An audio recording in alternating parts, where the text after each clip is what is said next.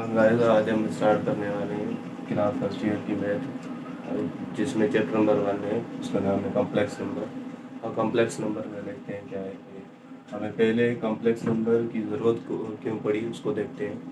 का इसकी ज़रूरत तब पड़ी जब रियल नंबर्स जो हैं, ये जो रियल नंबर्स हैं वो ऐसी इक्वेशन जो अलजेब्रिक इक्वेशंस हैं उसको सोल्व नहीं कर सकते थे। जैसे ये एक्स स्क्वायर इक्वल टू 1 और एक्स स्क्वायर प्लस 4 = 0, ऐसी इक्वेशन मतलब आ रही थी जिसको मतलब रियल नंबर सेटिस्फाई या सोल्व नहीं कर सकते थे। वो कैसे कि अगर मिसाल की बात ये हमारे पास एक्स स्क्वायर प्लस 4 है, तो ये एक्स स्क्वायर इक्वल टू -4, तो ऐसा कोई हम रियल नंबर मतलब ढूंढ ही नहीं सकते जो अगर इसमें पुट करें तो -4 आए।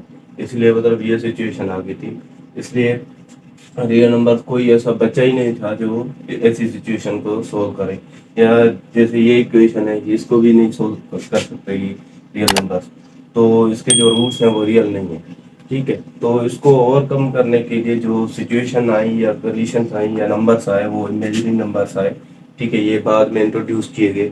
उसके बाद अगर इमेजिनरी नंबर्स आए तो इमेजिनरी नंबर के बाद क्या है कि कॉम्प्लेक्स नंबर भी इंट्रोड्यूस किए गए।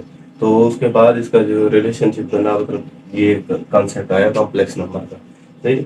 अब पहले तो ये मतलब रियल नंबर्स जो है ऐसी सिचुएशन जो भी इक्वेशन आ रही थी ऐसी सो मेनी इक्वेशन थी जिसको सॉल्व नहीं कर सकते थे, इसलिए जरूरत पड़ी हमें इमेजिन नंबर की या कॉम्प्लेक्स नंबर की। ठीक है, तो फिर हमने एक नया मतलब नंबर या नया दौर आया जिसमें ये नंबर इंट्रोड्यूस किए गए, कॉम्प्लेक्स नंबर।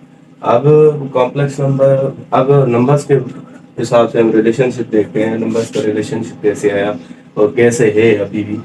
तो पहले पहले नंबर पे जो सबसे बड़े सबसे ज़्यादा नंबर हैं या बड़े नंबर है वो क्या है, कॉम्प्लेक्स नंबर है। ठीक है, ये कॉम्प्लेक्स नंबर, कॉम्प्लेक्स नंबर्स के दो पार्ट्स हैं, एक है रियल नंबर्स और दूसरे इमेजिन नंबर्स। क्योंकि पहले हम ये बात कर रहे थे कि पहले रियल नंबर्स थे, उसके बाद ये सिचुएशन आई और उसके बाद इमेजिन नंबर आए। अब इसका और इसका कॉम्बिनेशन जो बना वो क्या है, कॉम्प्लेक्स नंबर बना। अब इन दोनों का कॉम्बिनेशन कॉम्प्लेक्स नंबर बना। इसका आगे कोई पार्ट्स नहीं है, ये नंबर्स ऐसे होते हैं एग्जाम्पल जैसे 3 आयोटा 4 आयोटा एटसेट्रा। ठीक है, ऐसे नंबर्स होते हैं। और रियल नंबर्स तो पहले से ही थे। ठीक है, रियल नंबर्स तो हमारे पास जो रियल लाइन पे शो होते हैं, ठीक है, 0 1.5, ठीक है, एटसेट्रा ऐसे होते हैं। या इसमें ये आ गए रूट्स 3, ठीक है, एटसेट्रा, ऐसे ऐसे नंबर्स आ गए, ये रियल नंबर्स है। और रियल नंबर्स के मध्य दो पार्ट्स हैं, एक रेशनल है दूसरा रेशनल है। ठीक है, अब रेशनल नंबर और रेशनल नंबर में क्या फर्क है। रेशनल नंबर में ये कंडीशन होती है रेडिकल 3, रेडिकल 5, ठीक है, एटसेट्रा। और रेशनल नंबर्स में ये P/Q की फॉर्म में लिखे जाए और Q 0 को मतलब इक्वल ना हो। और दूसरी बात ये P और Q जो है वो क्या है, इंटीजर हो। ठीक है, ये कंडीशन है। अब इसका तो मजीद कोई भी तरह टाइप नहीं है रेशनल नंबर का, लेकिन रेशनल नंबर का है। वो क्या है, एक तो फ्रैक्शंस हैं और दूसरे इंटीजर्स हैं। अब रेशनल नंबर दो पार्ट्स हैं इसके, एक फ्रैक्शन और इंटीजर्स। अब फ्रैक्शन में क्या है, फ्रैक्शन किसे कहते हैं, जो ऐसी फॉर्म हो, ठीक है, होल अपान की फॉर्म हो ऐसे, इसको फ्रैक्शन कहते हैं। अब फ्रैक्शन में दो टाइप आ जाते हैं, एक वल्गर फ्रैक्शन कॉमन फ्रैक्शन और दूसरे डेसिमल फ्रैक्शन वगैरह आ जाते हैं। ठीक है ये। और उसके बाद जो इंटीजर्स है दूसरा टाइप इसका रेशनल नंबर का इंटीजर्स में, उसमें क्या है, नेगेटिव नंबर्स भी होते हैं, जीरो भी होता है और पॉजिटिव नंबर्स भी होते हैं। अब नेगेटिव नंबर्स और जीरो, ये तो नेगेटिव कुछ और जीरो और पॉजिटिव नंबर को अगर मिलाएंगे तो हमारे पास क्या आएंगे, होल नंबर्स आएंगे। ठीक है, और अगर जीरो को निकाल देंगे सिर्फ पॉजिटिव नंबर बचेंगे तो वो हमारे पास क्या आएंगे, नेचुरल नंबर्स आएंगे। तो यहाँ से ये शुरुआत हुई। तो लास्ट नंबर पे आता है वो नेचुरल नंबर से। ठीक है, अभी हम देखते हैं definition of complex number. Definition क्या है वो देखते हैं। Complex number is the sum of real number and imaginary numbers. ठीक है, कॉम्प्लेक्स नंबर क्या है, इन दोनों का जो सम है उसको हम क्या कहते हैं, कॉम्प्लेक्स नंबर। वो कैसे कि ये जो रिप्रेजेंट किया जाता है वो ऐसे किया जाता है, expression in the form a plus iota b or a comma b order pair में। ठीक है, अब ये क्या है, ये हमारे पास रियल पार्ट है और ये इमेजिनरी पार्ट है, तो इन दोनों का जो सम है वो हमारे पास क्या है, पूरा पूरा कॉम्प्लेक्स नंबर मिलेगा। या इसको हम ऑर्डर पेयर में भी लिख सकते हैं, ये ए और बी। अब इसमें जो पहला कंपोनेंट है वो क्या है, रियल है, और दूसरा कंपोनेंट जो है वो है हमारे पास इमेजिनरी। सही है।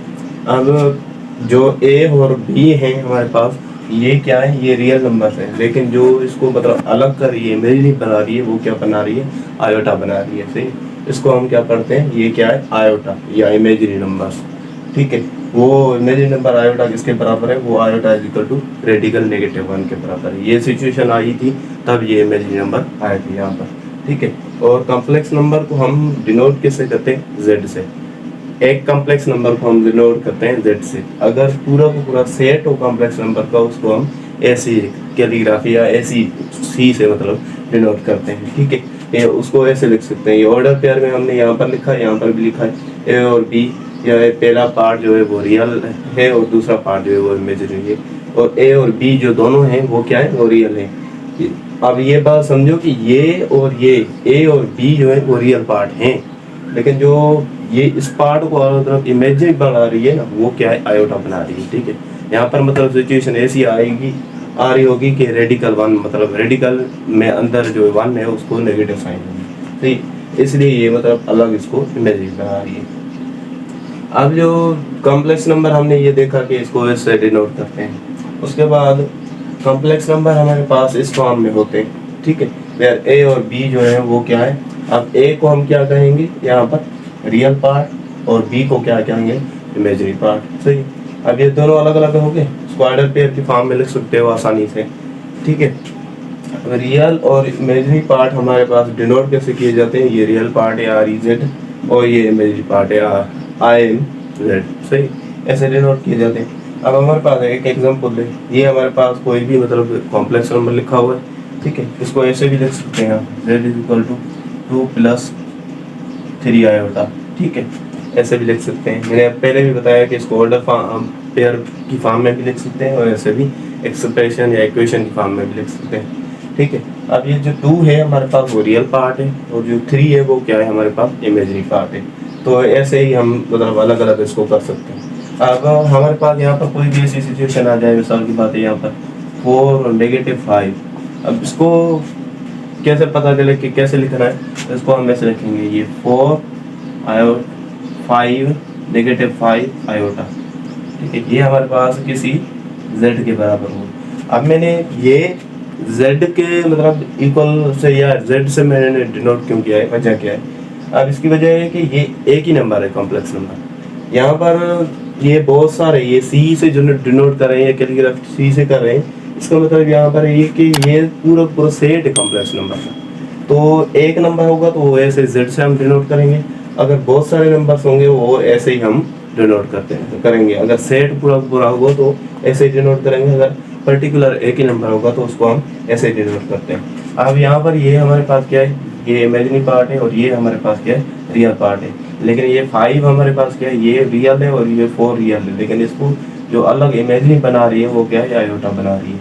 अब ये हमारे पास आयोटा इमेजिनरी नंबर को कैसे बन सकते हैं इक्वल नंबर्स, कॉम्प्लेक्स नंबर्स। ठीक है। अब इसमें कंडीशन ये है कि 2 complex numbers are said to be equal if and only if condition they have same real parts and imaginary parts.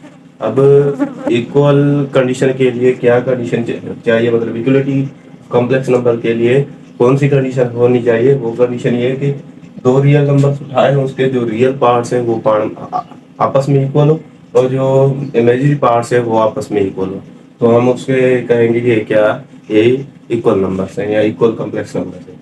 अब एग्जांपल्स हमारे पास है, ये 2 कॉम्प्लेक्स नंबर है, z1 a1 plus iota b1, और z2 equal to a2 plus iota b2। ठीक है। अब ये इक्वल कैसे हैं, इक्वल तब है जब ये रियल पार्ट और ये रियल पार्ट दोनों आपस में इक्वल हो, और जो ये b1 और ये b2 ये दोनों इमेजिनरी पार्ट्स आपस में इक्वल हो। या ये मतलब यहाँ पर मैंने पहले भी बताया पिछले वीडियो में कि ये b1 b2 और b1 भी रियल नंबर्स हैं, लेकिन अगर ये दोनों इक्वल से इसका मतलब ये इमेजिनरी पार्ट्स मतलब इसके इक्वल हो गए। अगर इमेजिनरी पार्ट्स और रियल पार्ट्स आपस में इक्वल है तो इसका मतलब ये कि ये कॉम्प्लेक्स नंबर तो इक्वल है। सही। और अब हमारे पास एग्जांपल है कि which are the following pairs of complex numbers are equal. अब इस दो में कौन सा पेयर मतलब इक्वल है या नहीं है वो देखना है। अब Z1 है वो 6 minus one negative 2 into 3 into iota, ठीक है। ये है हमारे पास Z2 is equal to 7 minus 2 plus 6 into radical 1 negative 1। अब ये है हमारे पास। अब इसको सोल्व करते हैं, 6 में से एक गया तो 5 बचा, और नेगेटिव इसको 2 से मल्टीप्लाई 3 से 2 से 3 मल्टीप्लाई करेंगे तो 6 आएगा, और नेगेटिव साइन आएगी, और आयोटा सेम आएगा, ठीक है। अब यहाँ पर 7 में से 2 गए तो 5 बचे, और 6 हमें ये हम पिछली मतलब वीडियो में पढ़ के आए हैं कि ये रेडिकल -1 हमारे पास बराबर होता है आयोटा के, ठीक है। तो यहाँ पर हम क्या रखेंगे, आयोटा रखेंगे। अब देखो इसके रियल पार्ट्स दोनों बराबर हैं, मतलब जैसे ये यहाँ पर A1 और A2, ठीक है, ये A1 और A2 तो बराबर हैं, लेकिन ये जो इमेजिनरी पार्ट्स है ना, अब यहाँ पर ये +6 आए या +6 आयोटा है, और यहाँ पर -6 आयोटा है, तो इसका मतलब है ये दोनों आपस में इक्वल नहीं है, क्योंकि इसकी साइन अलग है और इसकी साइन अलग है, तो ये इक्वल नहीं है। इसका मतलब ये है कि B1 और B2 आपस में इक्वल नहीं है। इसका मतलब है कि ये जो पूरा का पूरा रियल ये कॉम्प्लेक्स नंबर है, ये कॉम्प्लेक्स नंबर ये आपस में बराबर नहीं है, क्योंकि एक ही कंडीशन फेल हो रही है। अगर मतलब यहाँ पर कंडीशन ऐसा होती है कि अगर इमेजिनरी पार्ट्स भी कंडीशन सेटिस्फाई करें और रियल पार्ट्स भी सेटिस्फाई करें कंडीशन, तो फिर कॉम्प्लेक्स नंबर होगा, ठीक है, इक्वल, वरना नहीं होगा। अब यहाँ पर एक कंडीशन, अगर रियल की फेल हो जाए तभी भी नहीं है, अगर इमेजिनरी की फेल हो जाए तभी भी इक्वल कॉम्प्लेक्स नंबर नहीं है। यहाँ पर हमारे पास इमेजिनरी की फेल हो रही है।